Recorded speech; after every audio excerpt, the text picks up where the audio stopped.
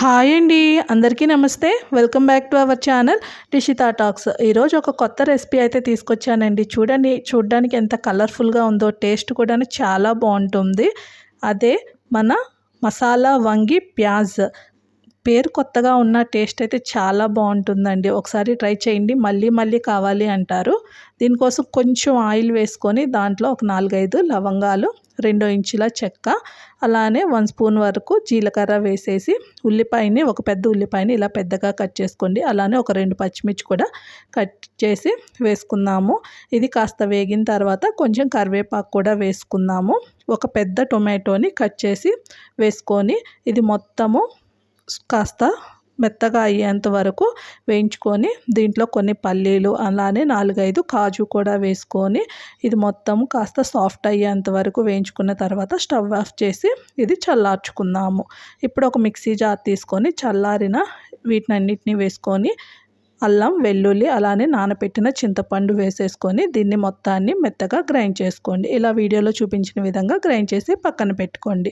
ఇప్పుడు ఒక గిన్నెలో వాటర్ తీసుకొని దాంట్లో సాల్ట్ వేసుకొని ఇలా కలుపుకోండి. వంకాయలు అయితే నేను గ్రీన్ వంకాయలు ఉంటాయి కదా, అవి తీసుకున్నానండి. ఇలా సాల్ట్ వాటర్ ఎందుకు తీసుకున్నానంటే, వంకాయని కట్ చేసిన తర్వాత ఇలా సాల్ట్ వాటర్లో వేస్తే వంకాయ కానరెక్కడం అంటారు కదా, అంటే కాస్త వగరు వస్తుంది, అలా రాకుండా ఉంటుంది. ఇప్పుడు వంకాయని చివర్లు తీసేసుకొని నేను కొన్ని చిన్నగా, కొన్ని పెద్దగా పొడవుగా కట్ చేసుకొని ఇలా సాల్ట్ వాటర్లో అయితే వేసేసుకున్నాను.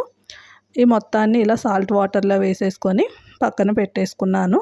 ఇప్పుడు కడాయిలో కొంచెం ఆయిల్ ఎక్కువగానే పడుతుంది. దీంట్లో ఒక 1/2 స్పూన్ మెంతులు, అలానే చెక్క, లవంగం, కరివేపాకు వేసి సాల్ట్ వాటర్లో నుంచి తీసిన వంకాయలను వేసేసి స్టవ్ని హై ఫ్లేమ్లో పెట్టండి. వంకాయలు ఎప్పుడైనా సరే వేయించేటప్పుడు హై ఫ్లేమ్లో ఉంటే అవి వగరు రాకుండా ఉంటాయి.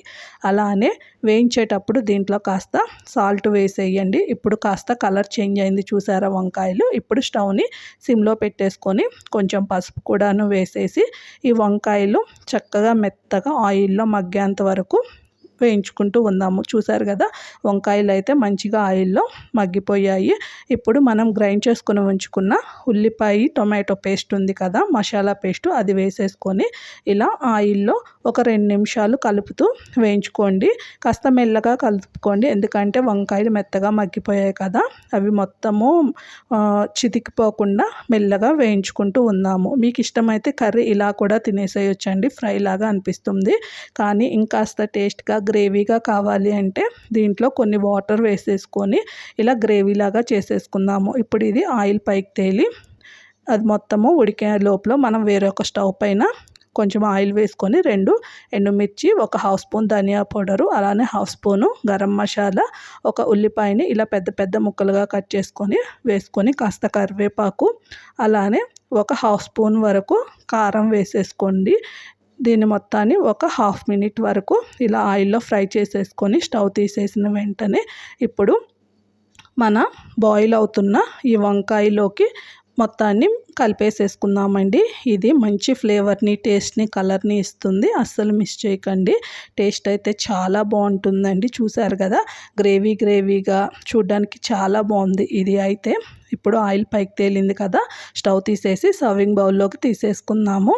ఈ కర్రీ చపాతీలోకైనా, రైస్లోకైనా, పూరి, పుల్కా, అలానే వెజ్ ఫ్రైడ్ రైస్లోకైనా, దేంట్లోకైనా చక్కగా సరిపోతుంది. ట్రై చేసి మీకు ఎలా అనిపించిందో నాకు కామెంట్ చేయండి. అలానే వీడియోని లైక్ చేయండి, షేర్ చేయండి, సబ్స్క్రైబ్ చేయండి. మరిన్ని వీడియోస్ కోసం మన ఛానల్ చూస్తూ ఉండండి. Thank you.